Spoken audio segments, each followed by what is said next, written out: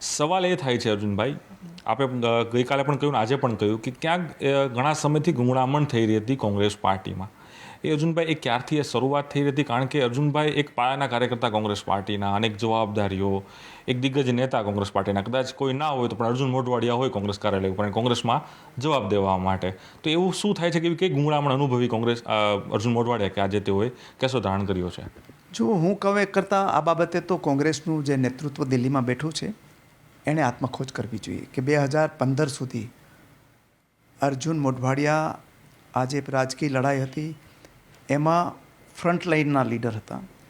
મારા આટલા વર્ષના જાહેર જીવનની અંદર હું 20 વર્ષ તો મેં ગુજરાતમાં કોંગ્રેસનું નેતૃત્વ કર્યું છે અને એમાંય 12 વર્ષ તો આદરણીય નરેન્દ્રભાઈ અહીંયાના મુખ્યમંત્રી હતા અને આદરણીય અમિત શાહજી અહીંયાના ગૃહમંત્રી હતા. એ વખતે મેં નેતૃત્વ કર્યું છે અહીંયા. એ સામે લડ્યા હતા તમે? હા, એ સામે લડ્યા હતા. ત્યારે પણ મને કોઈ તકલીફ નહોતી કોંગ્રેસ માટે લડવાની. અને આજે જે કોંગ્રેસ ભવન ઊભું છે એ કોંગ્રેસ ભવન એ આજે જે આ સ્વરૂપ દેખાય છે એ અર્જુન મોઢવાડિયાના સમયમાં બનેલું છે. આજે ત્યાં મારા નામની તકતી છે. રાજીવ ગાંધીનું સ્ટેચ્યુ છે એ પણ મારા સમયમાં ત્યાં એનું નિર્માણ થયેલું છે. અને જિલ્લાઓમાં કેટલા ભવનો પણ બનાવેલા છે. એ છોડ્યા શું કરવા? આનો આત્મખોજ કોંગ્રેસ પક્ષનું નેતૃત્વ છે એણે કરવાની જરૂર હતી. એણે ન કર્યું. અને જે રીતે બચપના થયું અને 2015 પછી જે કોંગ્રેસ પક્ષે જનતા સાથેનું જે તાદાત્મ્ય છે, જનતા સાથેનો સંવાદ કે એની જે નવ પકડવાની જે વાત છે એનાથી કમ્પ્લીટલી એનાથી દૂર ભાગી ગયા. એટલું જ નહીં, એને નેતૃત્વની પહેચાન જ નથી કે ભાઈ આમાં કોને શું આવડે છે. કોકને દોડતા આવડતું હોય, કોઈ બોલિંગ સારું ફેંકતું હોય, કોઈ સારી ફિલ્ડિંગ કરતું હોય કે કોઈ સારું વિકેટ કીપિંગ કરતું હોય તો એને એ કામ અપાય. તમે જે આપણે ઓપનિંગ બેટ્સમેન છે એને બોલિંગ કરવા આપો તો મતલબ નથી. ઓલરાઉન્ડર હોય તો કરી શકે, પણ અમને તો એ પણ ખબર નથી. અને એને કારણે આ એક ગુજરાત કોંગ્રેસમાં નહીં, આખા દેશના નેતાઓ અત્યારે ગુંગળામણ અનુભવે છે. હા, પછી બહાર નીકળે એટલે એમ કહે કે એમને તો દબાણ હતું, એને લાલચ હતી, એને લોભ હતી, એને એજન્સી હતી. ગુજરાત આખું સાક્ષી છે કે ગુજરાતના કોઈ નેતાને ક્યારેય કોઈ એજન્સીઓ કે પોલીસે કે કોઈ ડરાવ્યા હોય. નાના કાર્યકર્તાને થતું હશે, પણ કોઈ દી અમને ડરાવ્યા હોય કે અમે કોઈથી ડર્યા હોય એવું કોઈ દિવસ બન્યું નથી. પણ જ્યારે એમ લાગ્યું કે જે મિશનથી રાજનીતિમાં આપણે આવેલા છીએ એ મિશન અહીંયા છે જ નહીં. પોલિટિકલ જે લોકશાહીની અંદર પરિવર્તન લાવવાનું માધ્યમ રાજનીતિ અને સત્તા છે, એનો સંપૂર્ણ જ અભાવ હોય ને તમે એનજીઓ તરીકે કામ કરવાના હોય તો એનજીઓ તો સૌ રીતે કામ કરે, આજે કરે છે. અત્યારે ચૂંટણી આવે છે, કોંગ્રેસ પક્ષની યાત્રા નીકળે છે. હા, એટલે એ જ સવાલ થાય છે કે એ પણ એક સોશિયલ મીડિયામાં પણ ચાલે છે, રાજકીય પંડિતો પણ કહી રહ્યા છે અર્જુનભાઈ કે અર્જુનભાઈ આ દિવસ જ કેમ પસંદ કર્યો? ક્યાંક રાહુલ ગાંધી ગુજરાત આવે છે, યાત્રા, અને ખુદ કદાચ અર્જુન મોઢવાડિયાને પણ ગોધરાની જવાબદારી આપી હતી કે એની પણ વ્યવસ્થા કઈ રીતે કરવી યાત્રાની, એનામાં પણ ખુદ રોલ અર્જુન મોઢવાડિયાનો પણ હતો. તો આ સમય કેમ? એટલે એ પણ એક સવાલ થાય. જુઓ, જે છેલ્લા દિવસ સુધી મેં તો કામ કર્યું છે, એમાં દિલથી કામ કર્યું છે. આગલા દિવસે હું કામ કરતો હતો એમાં કોઈ સવાલ જ નહીં. પણ એક વાત કહી દઉં કે જો મારે એવું જ કરવું હોત તો હું જે દિવસે યાત્રા પ્રવેશી એ દિવસે જ આ બ્રેકિંગ આવ્યા હોત કે અર્જુન મોઢવાડિયાએ પાર્ટી છોડી છે, અથવા તો એમની વચ્ચે આવ્યા હોત. મેં નથી કર્યું. યાત્રા એને મુબારક અને શુભકામનાઓ. એનજીઓ આવી યાત્રા કરતા રહીએ, કોઈ વાંધો નથી મને. મેં નિર્ણય ઘણા મનોમંથન પછી મેં આ લીધો છે અને એનું કારણ એ છે કે 1947માં જ્યારે આપણને આઝાદી મળી મહાત્મા ગાંધીના આગેવાની હેઠળ, ત્યારે મહાત્માજીએ કીધું હતું કે આપણને રાજકીય આઝાદી મળી, પરંતુ આર્થિક અને સામાજિક જે આઝાદી છે એ મેળવવાનું આપણું ધ્યેય બાકી છે અને એના માટે આપણે ખૂબ કામ કરવું પડશે. આજે આદરણીય નરેન્દ્રભાઈ છે એ જ કામ કરી રહ્યા છે. એને તો એક બીજી આઝાદી, સાંસ્કૃતિક આઝાદી, રાજકીય આઝાદી તો મળી, એના પછી જે આર્થિક આઝાદી માટે અને સામાજિક આઝાદી માટે અને સાંસ્કૃતિક આઝાદી માટે એ કામ કરી રહ્યા છે. મને એવું લાગે છે કે હું જ્યાં હતો ત્યાં ગમે એટલી મહેનત કરું તો એ બદલાવ લઈ આવી શકાય એમ નથી. પ્રધાનમંત્રીશ્રીએ અત્યારે એમ કીધું છે કે ભાઈ વિકસિત ભારત આપણે બનાવવું છે, તો વિકસિત ભારત કોને ન બનાવવું? અને હું તો એક સામાન્ય નાના ખેડૂતનો દીકરો, પહેલાં જનરેશનમાં અમારા ઘરમાં કોઈ સરપંચે નહોતું થયું, ચૂંટણી શું છે એ ખબર નહોતી. એ ઘરમાંથી હું આગળ આવેલો હોય તો હું સામાજિક બદલાવ લઈ આવવા માટેની કોશિશ કરું. મારો મત વિસ્તાર હોય, મારો જિલ્લો હોય કે પછી મારું રાજ્ય, આપે એ મારો પણ દેશ. કહ્યું કે મને વારસામાં રાજનીતિ નથી મળી એમ, એટલે કે એક ટોણો પણ માર્યો કે જેને વારસામાં રાજનીતિ મળી છે. નહીં, વારસામાં જેને વારસામાં મળ્યું એને મુબારક, મને કોઈ વાંધો નથી વારસામાં મળે ને. સવાલ એટલો છે કે એનાથી તમે મહાન થઈ જતા નથી જો કામ નહીં કરો તો. વારસામાં મળી એડિશન છે, પણ એનાથી મહાન નહીં બની જાઓ તમે. આજે વારસામાં જેમને મળી છે એને પાર્ટીની શું હાલત કરી છે.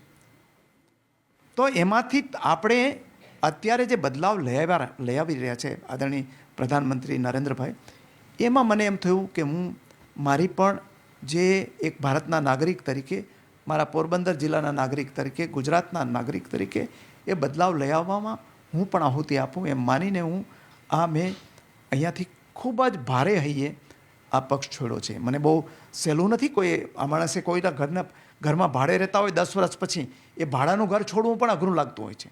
આ તો જે બનાવ્યું છે તમે છોડવું પડે. એટલે બહુ અઘરું છે, કારણ ઘણા અનેક દાયકાઓ સુધી કોંગ્રેસ, અનેક દાયકાઓ સુધી પહેલા માર્યા, પણ એમ લાગ્યું કે હવે આમાં આપણે વિપક્ષમાંય કામ કરવા માટે લાયક નથી રહ્યા. આવી પરિસ્થિતિ ઊભી થઈ ગઈ. ત્યારે અહીંયા નહીં, આખા દેશમાં આ ચાલી રહ્યું છે. તો કેમ એ લોકોને સૂઝતું કેમ નથી કે મારે બદલાવ લઈ આવવો જોઈએ? બીજું એક અર્જુનભાઈ એ પણ વાત છે, ઘણા દિવસ પહેલાં આપ એક રામ મંદિરને લઈને એક ટ્વીટ કર્યું, ત્યારે એક સૂચક ચાલી રહ્યું હતું કે અચાનક જે કોંગ્રેસ પાર્ટી સ્ટેન્ડ લીધું રામ મંદિરને લઈને કે નેતાઓએ ન જવું જોઈએ તે વાતથી, ત્યારે ખુદ તમે ખોલીને ટ્વીટ કરીને તમારી વાત મૂકી હતી કે આ સેન્સિટિવ મુદ્દો છે, કરોડો હિન્દુઓનો મુદ્દો છે, આ મુદ્દા ઉપર કે કોંગ્રેસ પોતાનું સ્ટેન્ડ ક્લિયર કરવું જોઈએ. એ પણ વાત, એટલે કે એ પણ એક રામનો મુદ્દો એક મહત્વનો રહ્યો છે, કારણ કે પ્રધાનમંત્રી નરેન્દ્ર મોદીનો આજે અને ભાજપનો કે સૌથી મોટો મુદ્દો રામ મંદિર છે. જો એ મુદ્દો ભારતનો છે અને એના માટે તમામ લોકોએ કોશિશ કરેલી હતી. અને કોંગ્રેસ પક્ષ પણ એમ કહેતો હતો કે સુપ્રીમ કોર્ટનો ચુકાદો આવશે, અમે માથે ચડાવીશું. હવે સુપ્રીમ કોર્ટનો ચુકાદો આવી ગયો. એના ચુકાદા પ્રમાણે ભવ્ય મંદિર બન્યું. ભવ્ય મંદિર બનાવવા માટે આખા દેશના લોકોએ 5 રૂપિયાથી માંડી અને 5 કરોડ સુધીનું દાન આપ્યું આજે. અને આખું અયોધ્યા ભવ્ય થઈ ગયું. એ વખતે આખું ભારત છે એ રામમય હોય. એ વખતે તમે બોલેલા હતા કે અમે એ ચુકાદો સ્વીકારશું, તો માત્ર પ્રધાનમંત્રી પ્રાણ પ્રતિષ્ઠા મહોત્સવમાં જાય છે એટલા માટે તમારે આમંત્રણને ઠુકરાવવું, એનો મતલબ એવો છે કે તમને ક્યારેય પ્રજાની નાડ પારખતા આવડતી જ નથી કે પ્રજા શું ઈચ્છે છે.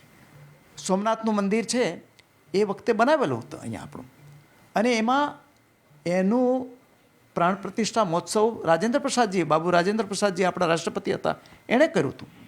સરદાર સાહેબ એનો પાયો નાખેલો હતો. તો એમાં તો જે દેશના વડાપ્રધાન કે રાષ્ટ્રપતિ હોય કે પછી દિગ્ગજ નેતાઓ એ જ જાય. તો એ વખતે તમારે એમ કહેવું જોઈતું હતું કે અમે જવાના છીએ, પછી જવાના છે, પહેલાં જવાના છે, ક્યારે જવાના છે.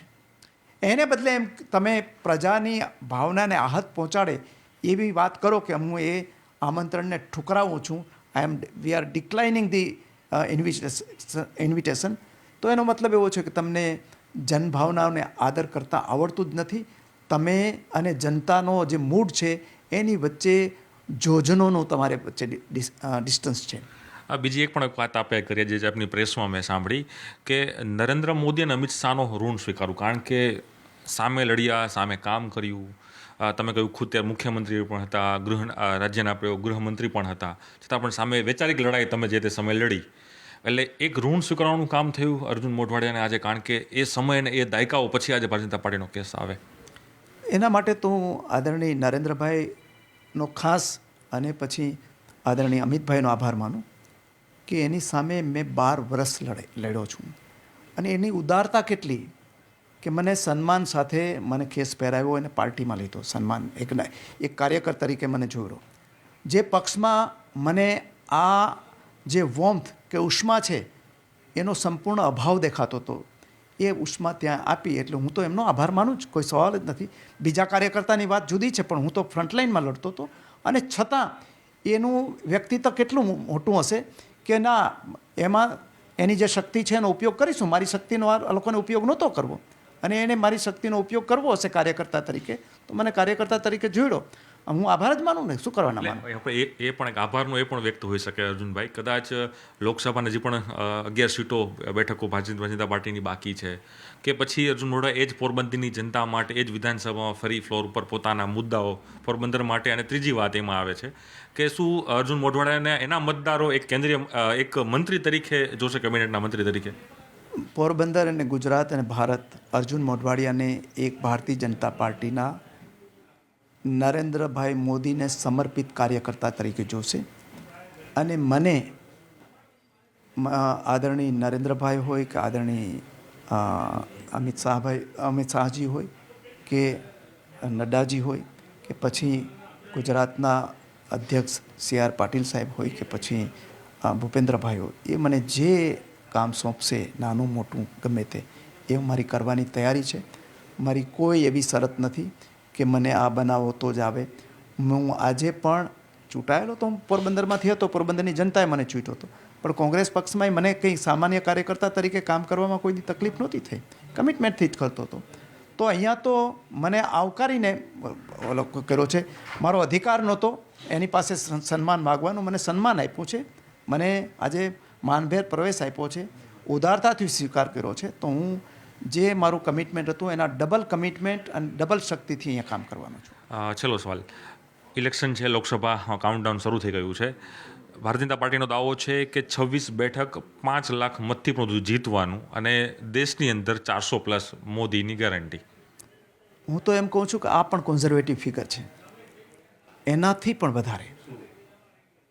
ગુજરાતની અંદર 5 લાખ કરતાં ક્યાંય વધારે લીડથી, ઇવન જે ઉમેદવારો લડતા હશે એને ડિપોઝિટ બચાવવા માટે પણ ફાંફા પડી જવાના, ગુજરાતને લાગે પડે ત્યાં સુધી. અને ભારતની અંદર તો કલ્પના નહીં કરો ને, કોઈ દિવસ વિચાર્યું ન હોય ને, એટલી બેઠકો આ વખતે ભારતીય જનતા પાર્ટીને મળવાની છે.